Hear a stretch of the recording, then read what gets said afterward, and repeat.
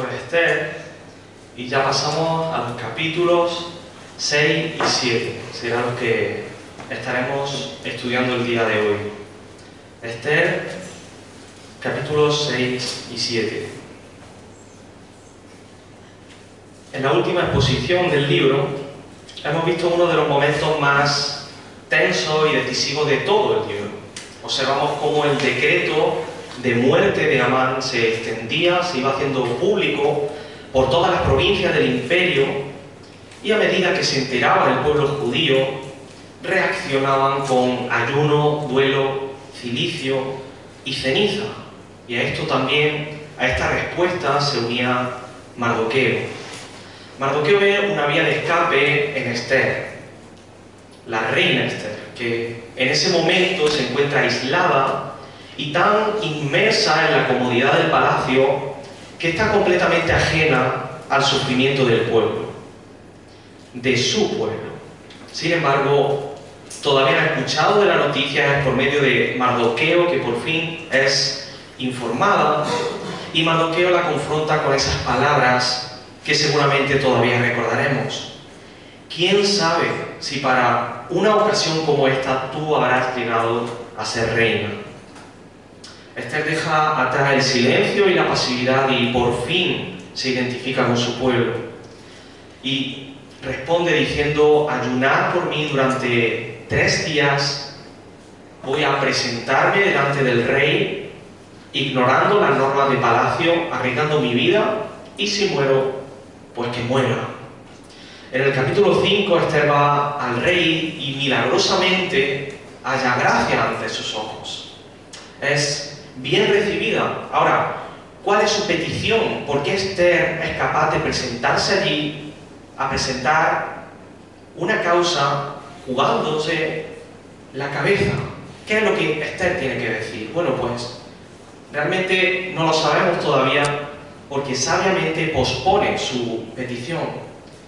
Organiza 2 banquetes y mientras ella utiliza una estrategia de manera astuta, Dios en este tiempo, en esta prolongación de la petición, está acomodando, sin ser ella consciente, acomodando perfectamente cada pieza dentro de su plan soberano.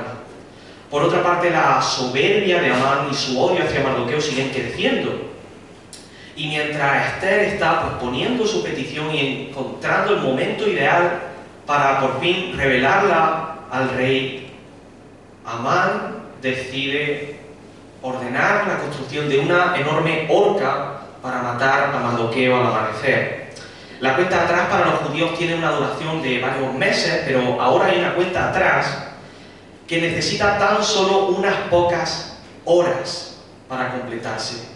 Mardoqueo va a ser ejecutado tan pronto como amanezca.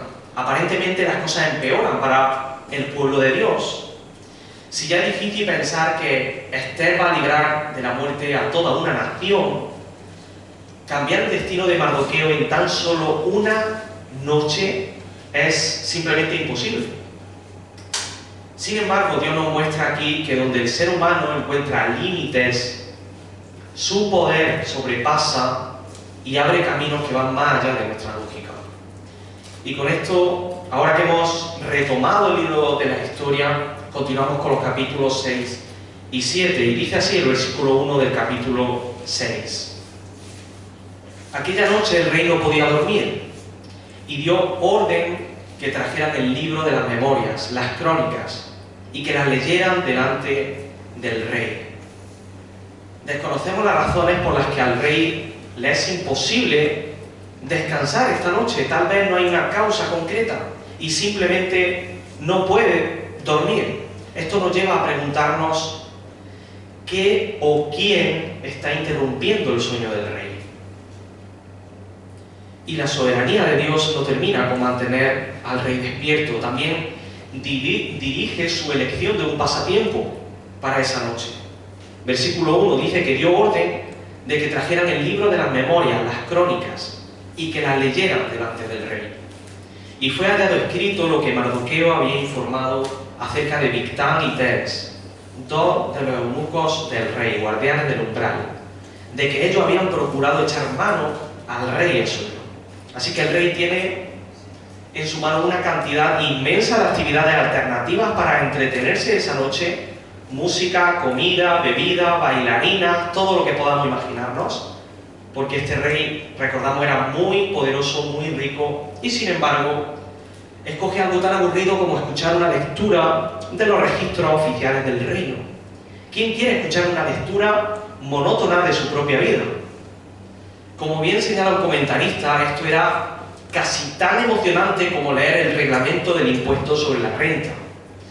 Y sin embargo, Asuero decide escuchar esos registros aquella noche.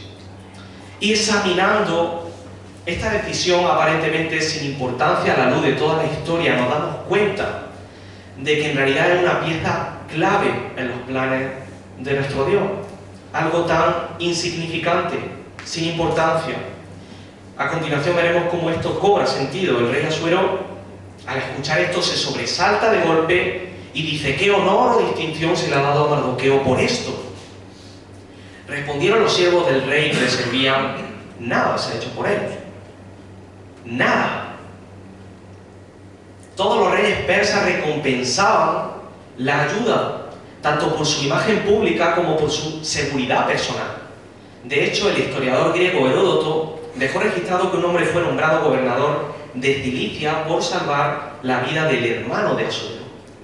¿Cuánto más aquel que ha salvado la vida del propio rey? ¿Y queda sin recompensa? Reconstruyendo la cronología interna del libro, los estudiosos estiman que ya habían pasado 5 años desde que Mardoqueo denunció el complot de los eunucos que intentaron asesinar a Asuero. Y ahí seguía este hombre sin recibir recompensa. ¿Por qué no ha recibido aún recompensa? Ante situaciones así, hermanos, es fácil reaccionar con una actitud pecaminosa de reproche hacia Dios. Señor, esto es injusto. ¿Cómo permites que nuestros enemigos, cómo permites que los malvados prosperen, sean recompensados por lo que no han hecho, y que en cambio tus hijos sufran y no sean recompensados por su obra? ¿Cómo permites esto? Pero hermanos, no es casualidad que este acontecimiento se ha recordado exactamente en el mismo momento en que Amán trama la muerte de Mardoqueo. Aquí vemos la manera en que Dios obra con infinita sabiduría, mientras los seres humanos tendemos a impacientarnos en nuestro limitadísimo conocimiento de las circunstancias. Sigamos leyendo, versículo 4. Entonces el rey preguntó: ¿quién está en el atrio? Y casualmente está Amán, que acaba de entrar al atrio exterior del palacio del rey. La providencia divina sigue moviendo las piezas. Dice que había entrado Amán al atrio exterior para pedir al rey, además, que hiciera ahorcar a Mardoqueo, la horca que él ya había preparado. Versículo 5: y los siervos del rey le respondieron: he aquí Amán está en el atrio. Y el rey dijo que entre. Amán esperaba allí en el atrio exterior a que el rey lo llamara para no poner en peligro su vida como sí lo hizo Ester. Y ve que lo llama muy temprano. Él ya se había precipitado a ir allí porque tenía muchos planes para ese día, ¿verdad? Quería matar a Mardoqueo cuanto antes. Y él vería eso como un golpe de suerte. Ostras, me está llamando el rey pronto y yo voy a tener tiempo para prontamente presentarle esto que quiero hacer, ¿no? Qué casualidad, pensaría él. Golpe de suerte. Versículo 6. Cuando Amán entró, el rey le preguntó: ¿qué se debe hacer para el hombre a quien el rey quiere honrar? Y Amán, yo creo, aquí olvidó rápidamente a Mardoqueo y se dijo a sí mismo: ¿a quién desearía el rey honrar más que a mí? Esto sí que era un golpe de suerte. Y con esta pregunta creo que Amán se había olvidado de la horca de Mardoqueo y había empezado como a flotar en sus deseos y en sus sueños y responde con emoción, según esos deseos y esos sueños, para el hombre a quien el rey quiere honrar. Traiga un manto real con que se haya vestido el rey, y un caballo en el cual el rey haya montado y en cuya cabeza se haya colocado una diadema real. Y el manto y el caballo sean entregados en manos de uno de los príncipes más nobles del rey, y vistan al hombre a quien el rey quiere honrar. Le lleven a caballo por la plaza de la ciudad y pregonen delante de él. Así se hace al hombre a quien el rey quiere honrar. Amán no se había visto en otra igual. Él está descubriendo aquí exactamente lo que él quiere en su corazón, pero por cortesía no menciona su nombre, no dice que es para él. Él está soñando despierto, se está imaginando sobre aquel caballo en vestiduras reales, lleno de gloria, que es lo único que le faltaba porque lo tenía todo. En otras palabras, él no estaba respondiendo al rey, se estaba respondiendo a sí mismo. Y entonces, versículo 10, el rey dijo a Amán: toma presto el manto y el caballo, como has dicho, y hazlo así, y esto es algo que tal vez no esperemos, hazlo así con el judío Mardoqueo, que está sentado a la puerta del rey. Y encima añade: no omitas nada de todo lo que has dicho. ¿Qué? Esta es una de las escenas más irónicas y cómicas de todo el libro. El orgullo de Amán se vuelve contra él y lo que debía ser un sueño hecho realidad se convierte en una auténtica pesadilla. Su mayor enemigo experimentando lo que él más desea en el mundo.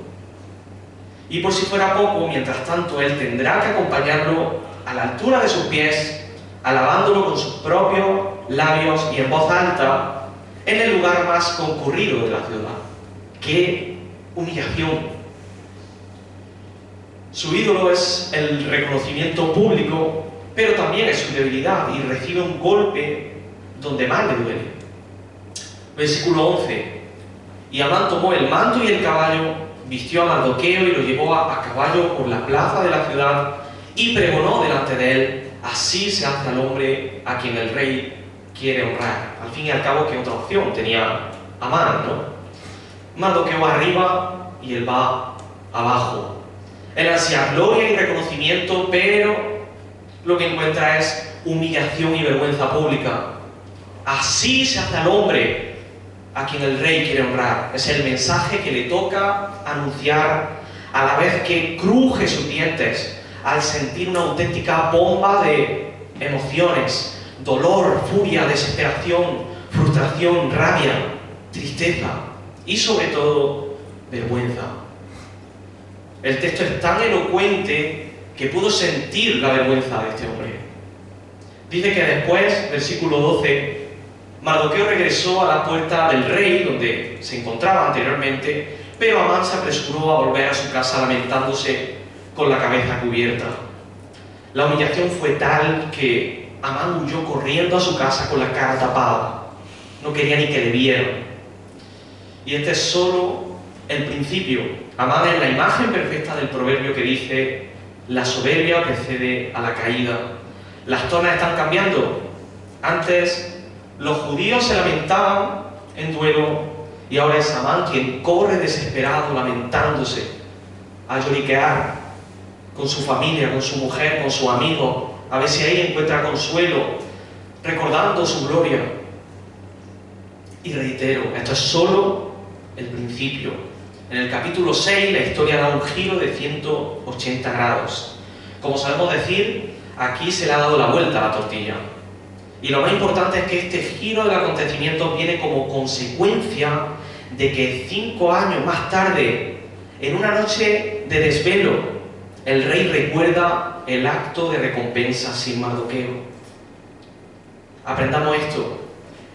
Todo tiene un propósito dentro de los planes de Dios, que son mucho mejores que los nuestros. Piénsalo. ¿Qué habría sucedido si Mardoqueo hubiera sido recompensado de inmediato? Pues que aquella mañana su cadáver habría estado colgado 25 metros de altura.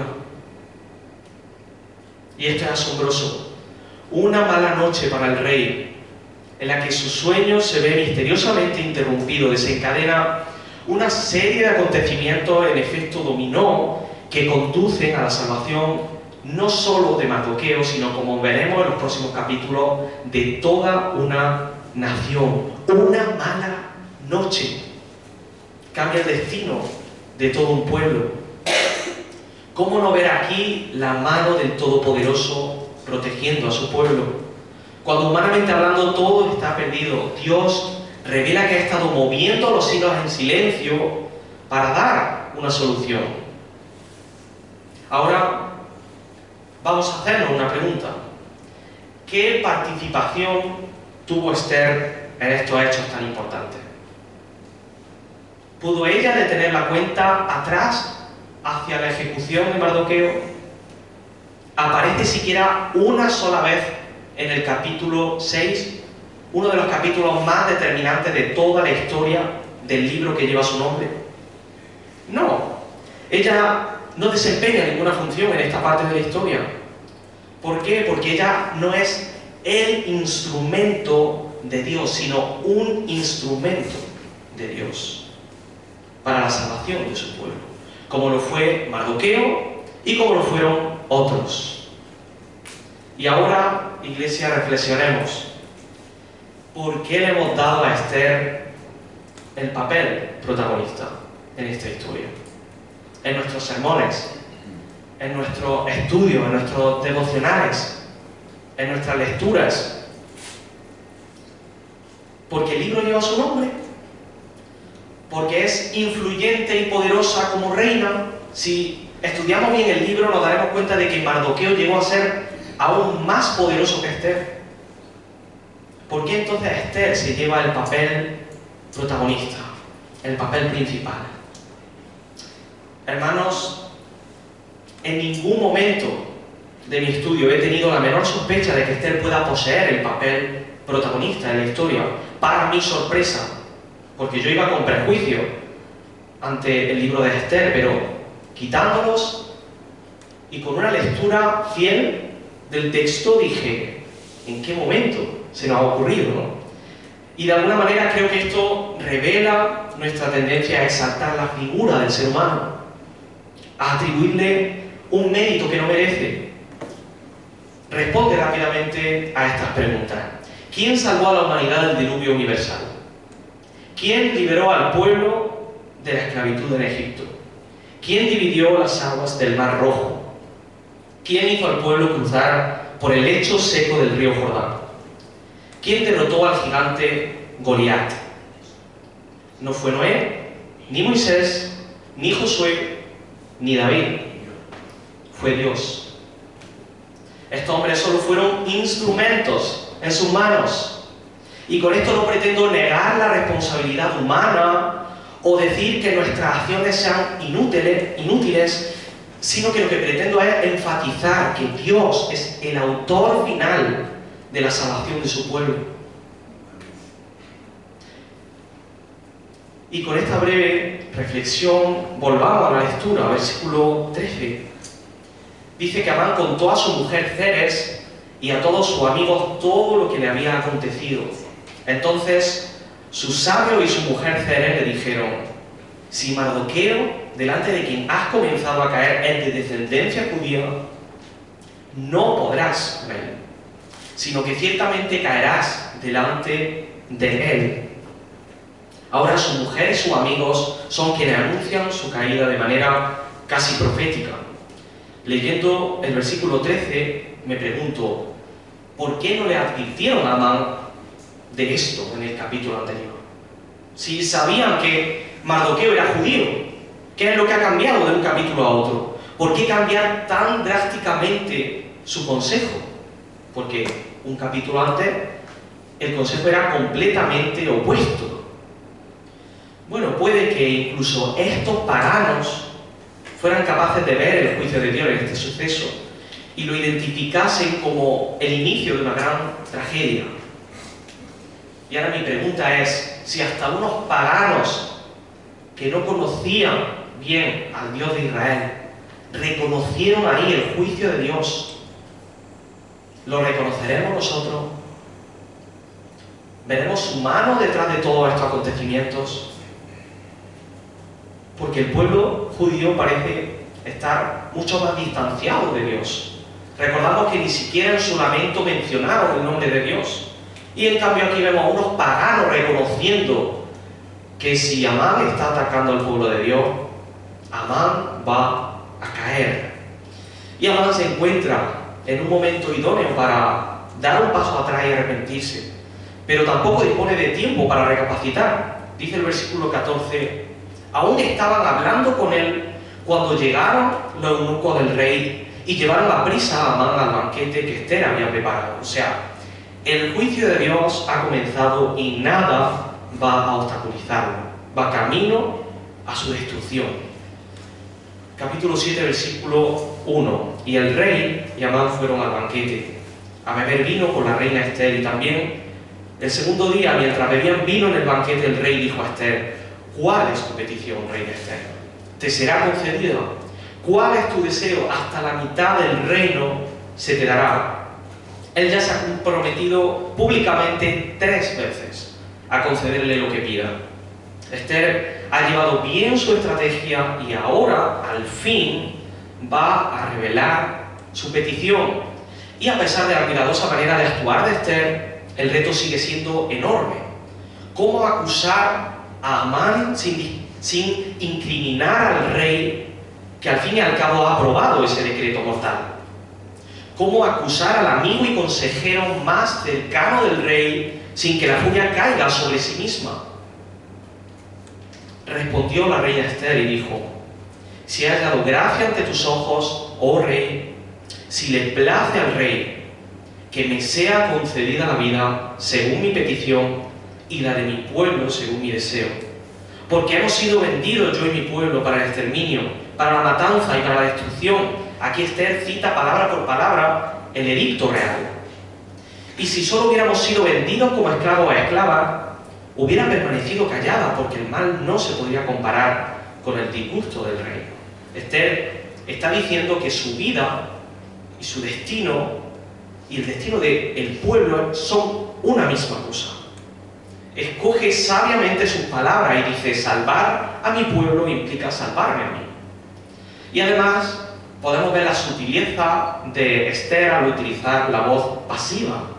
Hemos sido vendidos, yo y mi pueblo, para no hablar de quién los ha vendido. Ella está despertando la ira del rey antes de presentar el blanco al que apuntar, porque evidentemente le va a tocar apuntar a su amigo, a su consejero cercano. Entonces, el rey Asuero preguntó a la reina Esther, ¿quién es y dónde está el que pretende hacer tal cosa? Ahora que la furia de Asuero está encendida, Esther presenta al culpable. Y Esther respondió, el adversario y el enemigo es este malvado Amán. En el original hebreo, la emoción y la ira contenida en esta respuesta son casi palpables. Y entonces Amán, dice, se sobrecogió de terror delante del rey y de la reina. Si la humillación de esa misma mañana fue inesperada, esto ya lo deja perplejo. Y dejando de beber vino, versículo 7, el rey se levantó lleno de furor y salió al jardín del palacio. Aquí, claro, se le plantea un dilema. ¿Puedo castigar a Amán por un complot que yo mismo he aprobado? Me imagino ahí al rey dándole vuelta a la cabeza. Pero Amán cometió un fallo. Se quedó para rogar por su vida a la reina Esther, porque vio que el mal había sido determinado contra él por el rey. Cuando todavía el rey no sabía ni qué hacer con Amán, Amán ya sabía lo que el rey iba a hacer con él. Y cuando el rey volvió del jardín del palacio al lugar donde estaban bebiendo vino, Amán se había dejado caer sobre el lecho donde se hallaba Esther. Aquí hay un detalle. El protocolo del harén exigía que solo el rey podía estar a solas con sus mujeres. Es decir, Amán debió retirarse en el momento en que el rey salió al jardín, pero no lo hizo. Se quedó a solas con la reina Esther. Esta era la excusa perfecta para deshacerse de Amán sin tener que mencionar el tema del decreto y admitir que había metido la pata hasta el fondo ejerciendo su autoridad real. Así que el rey aprovecha la ocasión y dice: ¿aún se atreve a hacer violencia a la reina estando yo en casa? O una traducción más literal: ¿acaso querrá también violar a la reina en mi presencia y en mi propia casa? Y al salir la palabra de la boca del rey, cubrieron el rostro a Amán.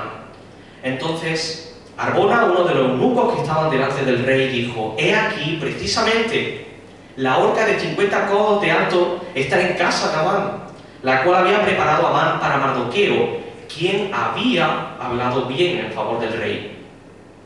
Ahora toda la evidencia está en contra de Amán, y el rey dijo: ahorcadlo en ella. Colgaron pues a Amán en la horca que había preparado para Mardoqueo, y se aplacó el furor del rey. Y aquí termina nuestro texto.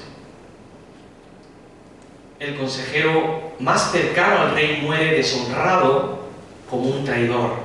Este es el final del enemigo de los judíos. Un hombre que quiere matar a un judío termina siendo ejecutado bajo la acusación de una judía.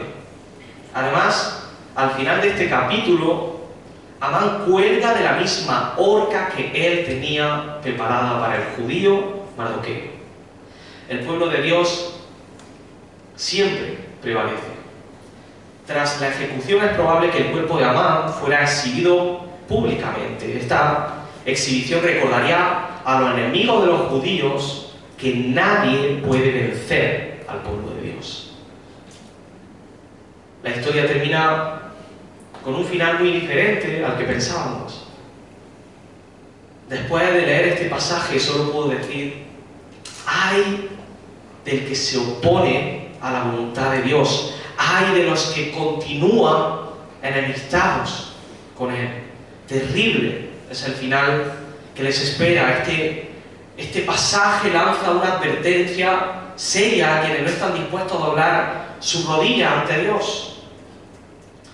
Amán decidió oponerse a la voluntad de Dios y atacar a su pueblo, pensando que su fama, su riqueza, su poder lo mantendrían en pie. Y humanamente hablando, su caída no era previsible. Sin embargo, en menos de 24 horas fue humillado y fue muerto.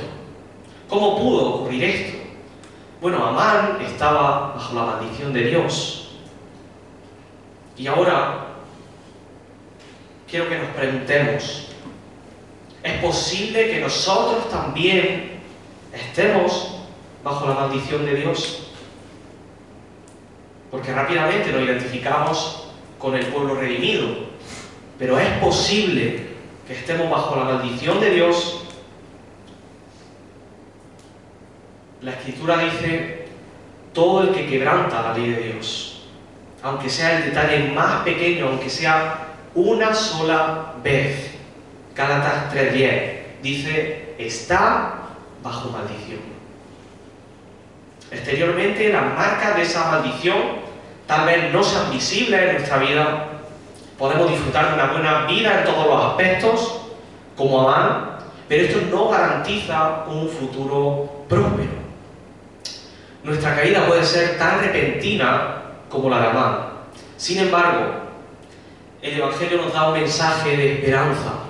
¿Qué sentido tiene seguir enemistados contra Dios y bajo maldición si podemos hallar perdón y reconciliación en Cristo Jesús? Nosotros, enemigos de Dios, condenados como Amán a caer en destrucción, podemos ser adoptados por medio de la fe en Cristo, en su familia, en esa gran familia que Él tiene ahora. A diferencia de Amán, todavía tenemos tiempo para reflexionar, tiempo para arrepentirnos, tiempo para evitar un destino fatal. Por otro lado, aquellos que ya formamos parte de esa gran familia, hoy podemos comprobar que nuestro guardador no duerme, nuestro guardador no se despista, nuestro guardador está obrando día y noche a nuestro favor. Nuestro pasaje muestra un ejemplo perfecto de la forma en que Dios hace que todas las cosas cooperen para el bien de su pueblo, de los que han sido llamados conforme a sus propósitos. Romanos 8:28, lo que Amán planteó para la destrucción, Dios lo transformó en salvación. Amén. Vamos a orar.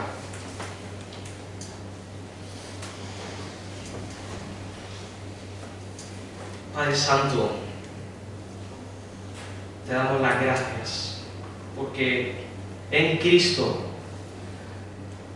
tenemos nuestra protección, tenemos un destino glorioso asegurado. En Cristo recibimos perdón. Es por medio de Cristo que el decreto de muerte que había sobre nosotros es quitado.